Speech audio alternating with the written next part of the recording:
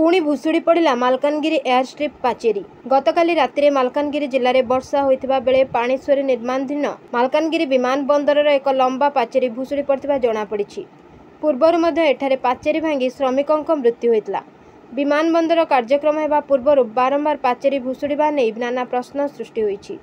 विमान बंदर में निम्नमानर कार्य होता स्थानीय लोके अभियोग करते प्रशासन एप्रति दृष्टि न देवारु आज बाध्य होई विजिलेंस तदंत दाबी करने सहित मालकानगिरी जिला पूर्त विभाग सर्वोच्च जंत्री विरोध में दृढ़ कार्यानुष्ठान दाबी करिसेंति। आमे वर्तमान मालकानगिरी एयरपोर्ट पाखरे ठिया हेचु। एयरपोर्ट रे जो आपण माने देखुचंती गतकाली सामान्य वर्षा हेबारु अध घंटा रु गोटे घंटा भितर वर्षा होती। से वर्षार देखो पाचेरी भुशुड़ी पड़ी।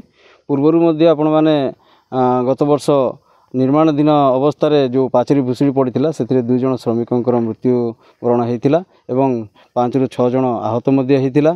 तो आम से प्रशासन को कहलु जे ये जो कम होती बहुत निम्नमानर कम होती, किंतु प्रशासन एप्रति कौन दृष्टिपात देले नहीं।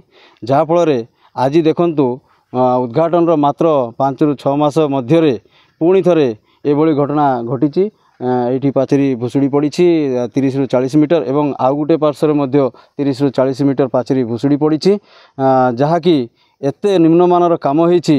सामान्य वर्षार आज पाचेरी भुशुड़ी पड़ी। तेणु आमे प्रशासन को जिलापाल को ये आम जनवाई चाहूँ जे यार एक उच्चस्तरीय तदंत करा जाऊ एवं विजिलेंस रो तदंत मध्य करा जाऊ। जो निम्नमानर काम होती बारंबार प्रशासन को दृष्टि आकर्षण कला परे मध्य कहीं एप्रति तदंत करागला नहीं एवं जो संपृक्त ठिकादार एवं जंत्री विरुद्ध में कार्यानुष्ठान कहीं निगला नहीं। तो एथिरु स्पष्ट जना पड़ुची अत्याधिक पीसी कारबार जो एभली अवस्था होती। तेणु एप्रति विजिलेंस रो तदंत करी ठिकादार एवं जंत्री विरुद्ध में दृढ़ कार्यानुष्ठान ग्रहण करा जाऊ।